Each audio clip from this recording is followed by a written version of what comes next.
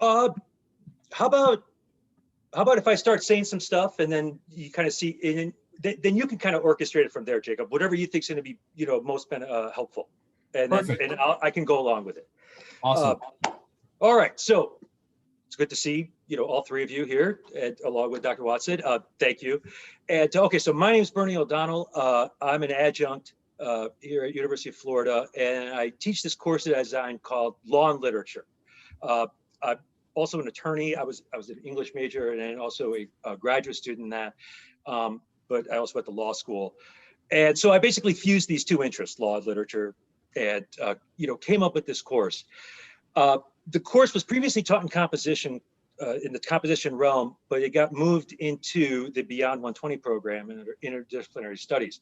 So when and that's going to be for the first time in the fall. So I started like reviewing the catalog for the IDS courses.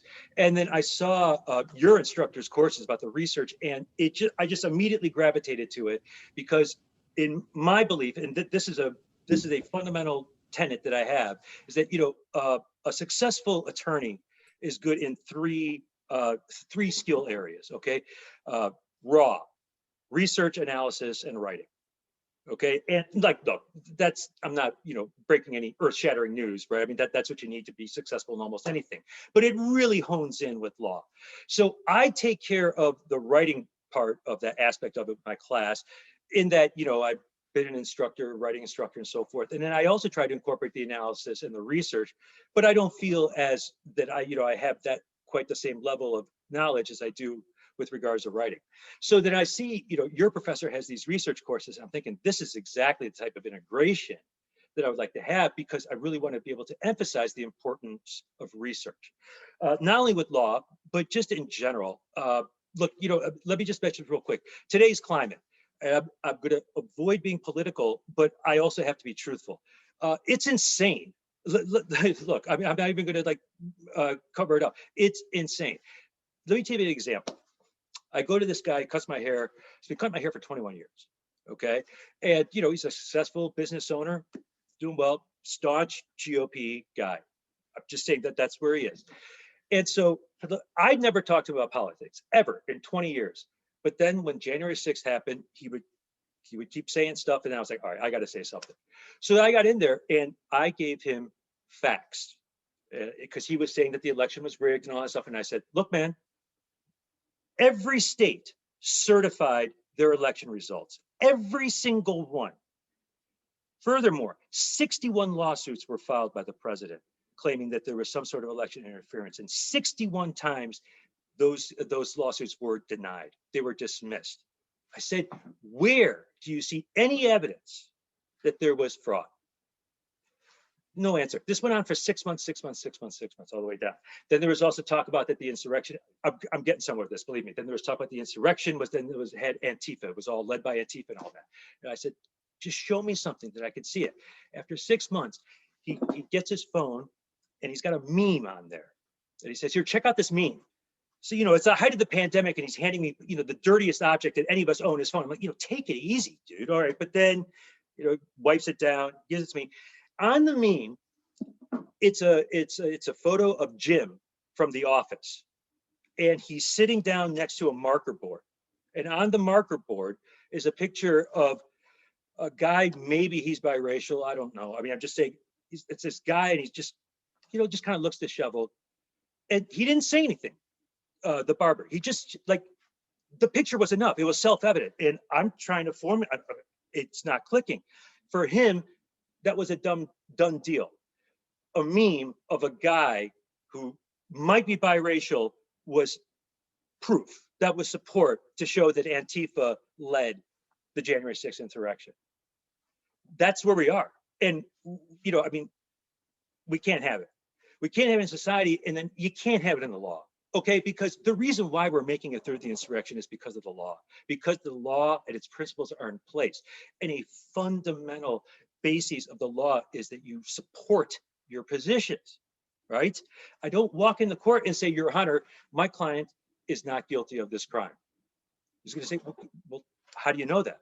Okay, then I have to give my support. And then I can say, well, because he did not meet all of the elements that are needed for this crime. You say, well, how do you know that? Well, then I have to show my research. I have to go and show the case law that says that these are the three elements that you need, and this is how they're met. And then I can say to the judge, Judge, this is what it says. That's what's the case here. Please dismiss this case. This case doesn't get dismissed. I don't get what I want unless I've got the research, unless I've got the support for it. I can have the correct argument. I might be correct in saying that my client is not guilty, but if I can't support it, it doesn't mean anything. That's how fundamentally important research is in the law. And that's why I just think it's so important to incorporate research with the law if you think you're interested in that. There's a huge push that I see that's made about like people, students who are interested in going into law school and becoming an attorney, say that, well, in order to prepare, you have to, there's a push to either major in political science or criminology, which if you are, that's great. So that's anything bad. I don't think your major is a determination of whether you're, whether you're on the right track for law school or not, okay? Law school professors don't want you to bring anything with you. Like they don't want you to bring any knowledge with you when you go into law school because they're going to break it all down, and they're very proud of this. They'll say, we're going to reconstruct the way you think, right? We're going to get you thinking a different way you have before. And they're like, that's our deal. We'll take care of that. What they want, or what they would really like, is for you to bring some skills with you. Those three skills that I mentioned: research, analysis, and writing. The number one and number two complaints that I would hear from law professors, okay, when I was in law school, as well as now over at UF, is that they'll say that, these students that come here, they don't know how to write. They don't know how to do research. Consistently, that's what I hear. If you want to be successful in the practice of the law, you learn these three skills as soon as possible. If you want to be successful in law school, you try to acquire as much as you can of these skills before going in. That's what gives you the advantage. That's what I think is just so great about Dr. Watson's courses that he teaches, because there's finally a class that's saying, look, man, you can learn all of these elements for criminal law. Homicide requires A, B, C, right? So I don't know them. That's why I said A, B, and C. I don't have to know them. I go and look them up in the statute. What I need to know is how to be able to research the cases that will prove the elements have been met or not, whatever argument I want to take.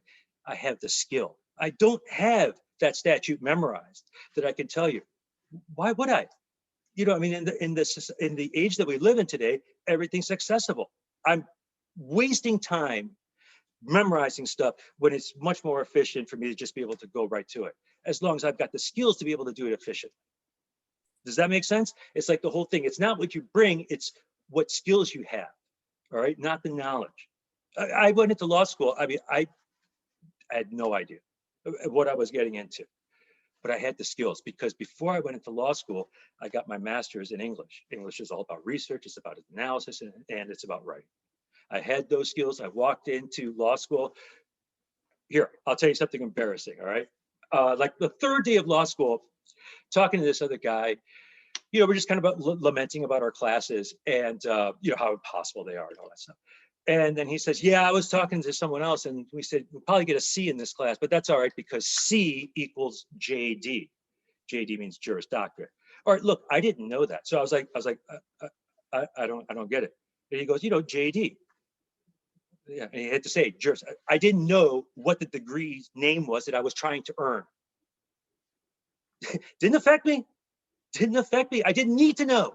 And by the way, I crushed that guy, in the semester, on our finals and so forth. So he could know what that acronym means. But, I had the skills. So if you're really thinking strongly about going to law school and you want to have a successful career in law, I think that those are the three skill areas that you should focus on. And I think that classes like Dr. Watkins, just offer this great opportunity to work on a skill research that is just so necessary. When two attorneys argue something, we know what the arguments are. I'm saying that he's guilty of this crime. This guy's saying that not. All right, let's say it's a civil case. My client gets in an accident. I'm saying, the other car was negligent in their driving. Guess what that car is going to say? It's going to say that my client was negligent. All right, well, that doesn't win us anything. I go and research what happened. What were the facts in the case? All right, I've got my facts. Now let's find out what the law is. And now let's connect the facts of the case with favorable law. And then I've got my research, I've got my analysis, and then I go to my writing. Then I go to saying, I've got all this knowledge, but it's not going to matter unless I effectively present it to the judge. That's what the writing's about. And so what we say in the law and literature class is that you have to work really hard in the beginning to analyze what's happening, in your case, and then to see what kind of research I need, both factual and legal. Then after that, how do I put all this together? Because you can't just hand the judge and say, here's all my stuff. You sort through it and figure it out. It has to be a fluid presentation of the material, and because that's how you convince someone. I've had judges tell me many times in confidence to say that they don't always read carefully the briefs that they're given. I mean, they're human. You think I get excited about having to read every single student paper that I get? All right, I don't. Sometimes I'm like, all right, here we go. That's natural. I wouldn't expect anyone to get excited about reading my stuff. Okay, but look, the less burdensome I make it for the reader, then the better chance I have of winning in the argument. And that's what we talk about the writing part, is how are we going to present all this great research that we did? And that's that fusion. Mr. O'Donnell. Sure. Hey, Dina, how are you? Good. How are you? Good, thanks. So my question is about, I understand the importance of research and analyzing and forming your argument. But my concern is beyond that, once you've formed your argument, presenting it in a way that will be effective in presenting your argument, because sometimes you could have a more logical argument than someone else, but the way that they present it is more effective, even though their logic is not as strong as yours. Yep, that's a great point. And you had several great points there. And rather than my trying to explain it, how about if we go to a visual here? Jacob, can you share the screen with me, please? Yeah, just a second. Let me give you, make sure you have screen share privileges. You should be able to do it. Okay, great. So let's so here, let me put up for you guys a sample paper. All right, so then we can kind of go over it, and hopefully, Dino, this will answer your question about, knowing about how to effectively present this great research material and analytical material that we have. So, okay, so here's a paper. This was on State v. Walter James. What we do in the law and literature class is that we look at literary works of literature that have legal issues in them but for whatever reason have not been addressed by the author. Okay, so for example, if you read a John Grisham novel, okay, it's got legal issues all over the place, but he addresses them. He has a trial, he has the investigations go on, so those are addressed. We look at the ones in which, something happened that wasn't right, but for whatever reason, the author doesn't say anything about it. So in this novel, it's a contemporary work. You've got two Vietnam veterans, okay, and this is in the 1980s, and they're in a Vietnam hospital, not a Vietnam, but a veterans hospital, excuse me. One of them, Walter, he's got no face. He got blown off, mine explosion, landmine explosion when he was in Vietnam. And he's got a steel plate in his head with shrapnel, and he takes really strong antipsychotics just to help him. He's in really bad shape. The other guy, Braden, he has no arms or legs. They were blown. And so these are these two guys. This Braden, the guy with no arms and no legs, asked Walter, would you please take my life because I've been here 23 years and look, I can't do it myself. Walter eventually does it. That's where the novel ends. We pick it up from there. We put Walter on trial for murder. Okay. And then we go through the elements of murder. Does he meet him? And then Walter argues and says, listen, man, I was insane at the time because of all the phenobarbital and the steel plate in my head. And he's suffered from post-traumatic stress disorder. So what do we do? Or what does the sides do? Each side, they have to go and research everything about post-traumatic stress disorder, right? They have to become experts in that because they have to present the material in an expert way to convince the judge, right? So you got to become an expert in it. Well, how are you going to become an expert if you don't know how to effectively research it, right? I mean, you can't rely on just summaries, and I'm being a little exaggerating here, but you can't go to Wikipedia and say, tell me everything about PTSD, right? Because you don't just want to know about PTSD. You want to know PTSD with regards to the exact same symptoms that Walter had, right? So you could try to match them up better. So that's where the research becomes very important. And then the students then go through the charges are made, what are the criminal charges? What are some civil claims? They either argue for or against them, and then they present them all in these papers. So here we go right here, that they start with the table of contents. We're talking about that. Structure and organizations are key for presenting our research material. So, okay, so can I scroll down, or am I not able to do that? Oh, here we go. Okay, so we make sure that we have our table of contents so that why? Because we understand that we're not always going to have the reader's full attention, but this stuff is important and it's complicated, and so we've still got to get it through them. So let's provide them with roadmaps whenever possible. Here's our thesis. Here is first-degree murder charge. We put the page numbers so they'll know where to go back and forth. Here are the elements. Here's how they're proven or disproven. Then you do the same thing for second degree. So right away, we provide structure and organization. And again, what is the structure and organization of? It's of the research material, right? We've got awesome stuff, but we want to make sure we present it right. And then so we go through each step. Here's the insanity defenses. Here are the different types of insanity defenses. We have the law, and then we've got to find a way to integrate the law with the facts. And that's what the students spend all the time, right? Is, look, we know what we're going to use this for. We're going to use this, if we're the prosecution, to show that that Walter is not insane, or for the defense to show that he is insane. But how are we going to present it? That's what this lays out. Then, and you can see it's extensive, right? And again, why? Because look, if the judge reading this or whomever just fades out at some point, you want to make sure that you can encourage them to go back.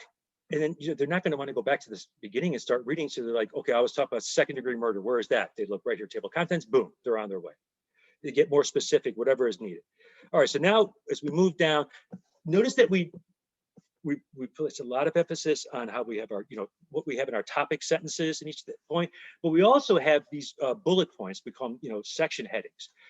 Again, always trying to provide the reader with what's going on here so that they'll say, okay, I really need to focus on this part. And then you see, we lay them out real clearly.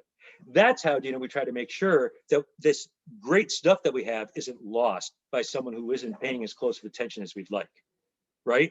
Because maybe the judge, while reading this, already has in her mind, I'm just making the scenario up. Maybe the judge has already gotten in her mind, I don't think he's guilty of first-degree murder. That's just, the burden is too strong on that. But second degree, I think he might. So that the judge isn't going to be thinking about the first degree, but it's going to be thinking about the second degree. So then we make sure to say, fine, we're going to provide you with all the info and you know exactly where it is. Boom, second degree murder, issue statement. Here's what generally the section's about, and then here's specifically, and we break it down by statute, and then what the statute requires, and then whether you're prosecution or defense, whether that standard has been met. All with the support. And we do that both with legal research. See here, with legal research, what we're talking about is you could get basically two kinds of legal research: statutes, which are the laws that the legislature passes, Congress passes, and then you have common law or court opinions. And when a judge writes an opinion, that's a law. Okay, it's a more specific form of the law that the judge was referring to. So oftentimes judges will say, I am basing this ruling on the first-degree murder statute. I am narrowly defining premeditation in the first-degree statute to mean this. So we use the case law to further explain the statutory law. And then we use the case law and the statutory law to prove our side of the case. So it's all linked together. And it's a disciplined art, Dina. You have to just stay so many times, I have to catch myself on this. I'll be like, I wandered off here, and I have to catch myself and then bring it back to the argument. Because if I wander off, we've lost the reader. And then all those hours that we spent doing that great research that we were so excited about is for naught. That's how interdependent these skills are. I don't think that you could be an effective writer without being an effective researcher, and vice versa. If you're an effective researcher, it's not going to do any good if you can't present the material. So that makes the writing all more important. Does that answer your question? Yes, it does. Awesome. I noticed, Bernie, Alexa had a hand up earlier. Alexa, do you still have a question? Yes, I do. Thank you, Dr. O'Donnell, first of all, for taking time to talk with us today. And it's very Hi, clear that Alex. you found a niche that works really well. And I was wondering how your academic career evolved to get you to this point. If you always expected to go into law, or if there were anything Yeah. you'd done before. All right. Let me keep time. I don't want to get too far astray. All right. So look, I started in undergrad. I started as a political science major because I thought I wanted to go into law. Didn't really care for political science, so I dropped that and went into English as a major, literature, almost by default. I just needed a major so that I could declare it so that I could graduate on time. So I was like, okay, look, all right, let's do that. I stumbled upon it. It turned out to be an awesome major. Okay. And then I went to grad school in it. And I thought I was just going to stay in the English path, but I had a friend of the family who said you should really go to law school because these skills that you're learning here for English are going to transfer over well. So I went in then to law school, finished up, but I decided then afterwards, instead of starting to practice law, I went back to school. I came here to UF and then worked on my PhD in English. Then after I did everything, the old ABD, all but dissertation, I left and then started practicing full time. And then I just came back 3 years later with this class, and then we've got it going. So that's why I feel that I'm comfortable talking about these three skills and how they just really easily transfer, between humanities and the practice of law. I mean, again, that's what I just found the process to be very harmonious for me, and I think it was because of that. And so that's why I encourage the students to say that, whatever your major is, that's fine. Go with it. Just make sure that somewhere in there, you're doing sufficient amounts of research and writing. Okay. The analysis comes in almost any class you take, unless you're taking a class that's just pure rote memory. You're doing analysis and you'll be fine. Not to mention that, like I said, the law school professors want to deconstruct you and all that. So that one, you don't have to worry about as much, that skill. It's the research and writing that I just, I still feel that I humbly have a slight advantage over other attorneys, and only because I focused on it. Most attorneys, they don't think about writing as being their specialty or research as their specialty.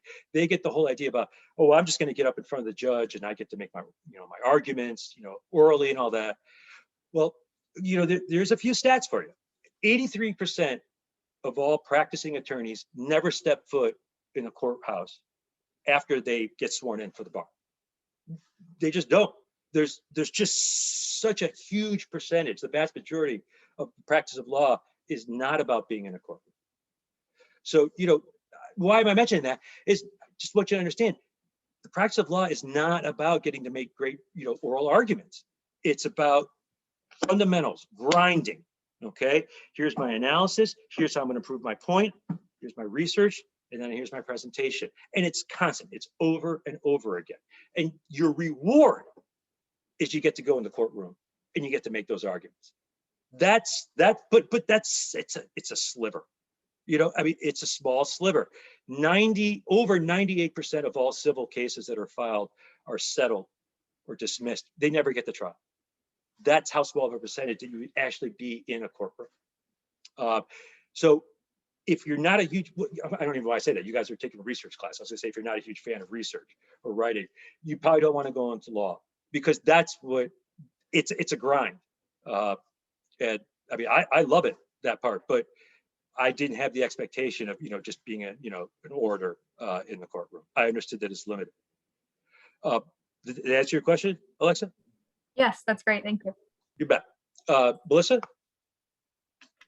Hi, good afternoon, Dr. O'Donnell. I think you have a very active professional career. Being an attorney and a professor requires a great amount of preparation. How do you manage your time to deal with your professional career and your personal life? I take a smaller caseload with me during the school year. I handle fewer cases, and so that way that I could devote the required time here for for class. But then in the summer, is actually, I think Jacob emailed to you. Then in the summer, then I increase my caseload and then work a little bit more for those 4 months, and then, come end of August, then I go back to a little bit lighter of a load. For me, though, Melissa, one of the reasons that I, came back here to academia 3 years ago is that I really wanted to have that break, the split. I mean, doing the same thing every day, all day, does get monotonous, right? And so I'm very lucky that, 3 times a week, Monday, Wednesday, Friday, for an hour or two, I get to take a little break from what I'm doing with the law and then come, get to interact with you guys, which, is just sweet. And then I go back to that. That's for me, it's the balance is worth it because it just keeps me from getting static in one area. Diego, how are you? Hi, Mr. O'Donnell. First, thank you for being here with us today. My question is kind of like more professional advice. I'm a political science major, and I've also been thinking about going to law school. But I've received a lot of contradictory advice. There's people, especially attorneys, who tell you that that's the best decision you can take in your life. But there's also other people that have told me that you really need to think if you really want to go to law school because it's a big commitment. So my question is kind of what profile of people do you think succeed in law school, and what should we be looking for if you decide to go to law school, and what kind of skills and professional pathways? That's a good question. And by the way, these are the exact kind of topics that we would go into as well in the class. Is talking about these things, how to prepare for law school and what to look for. My feeling is that with you guys, meaning anyone who's at UF as an undergrad, I strongly encourage you to, if you really think you're interested in law, then to apply to law school, because you guys aren't the ones that I have a concern about. Let me tell you what I mean very quickly again. I graduated from Florida State College of Law in 2000. At that time, there were 6 accredited law schools in the state. There are now 11 accredited law schools, 20 years later. Now that's insane, and I'll tell you why. Is that because the state's population didn't almost double within those 20 years, but the state's population of attorneys almost doubled in those 20 years. So why am I mentioning that? There are over 111,000 attorneys in the state of Florida. That's a lot. Okay, try to find jobs, competition, all that stuff. So I think that you should go to law school if you're on the right path to succeeding. Having this background here at UF is a really great start for that. If you apply to law schools and you get into either UF or FSU or even FAMU, it's another state school, I say you go in right away because the cost is so relatively speaking or comparatively speaking low. If you only get into private schools, then I think you really need to have a conversation about whether it's an investment you ought to make. I have a really, really good friend of mine. He graduated in 2000 also from law school, except he went to Nova Southeastern, which is a private law school in Fort Lauderdale.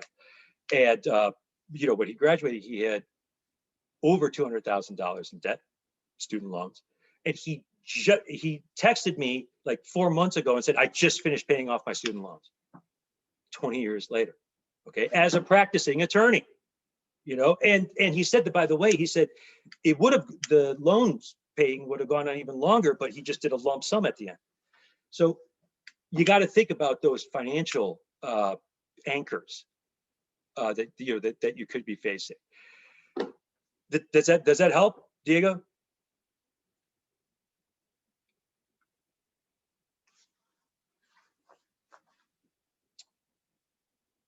Yeah, okay. Maybe I left them speechless, which, it happens. Well, we are technically at the end of time. Thank you so much for joining us and all this great advice. And I'm excited for the rest of the class to be able to benefit from the advice when they watch the video later. Let's see. Let me put it back into. Or can you exit? Oh, sure. Yeah, you bet. There you go. But thanks for joining us, those of you who were able to make it, and everyone who asked a good question. Appreciate your participation today. You guys were great. If you have any questions at all about the law and literature course or anything about law school, or if you want to think about wanting to practice, please, oh, here, I'll just give my email right here. It's O'Donnell, ODONNELL, 2 N's, 2 L's, b@ufl.edu. Just email me anytime. I'd be happy to speak with you. We could talk about whatever. And by the way, I make these offers of saying I really mean them. And the reason why is again that, what I think about in retrospect, I mean, I really went into law school without any idea. Thank goodness it worked out, I mean, because I was clueless. And so I wish I would have had someone that I could have, talked to beforehand. So I'm happy to do it. Thank you so much. You bet, guys. All right, Jim, Thank you, should Mr. I hang O'Donnell. around, or do you want, or should we, do you want to just maybe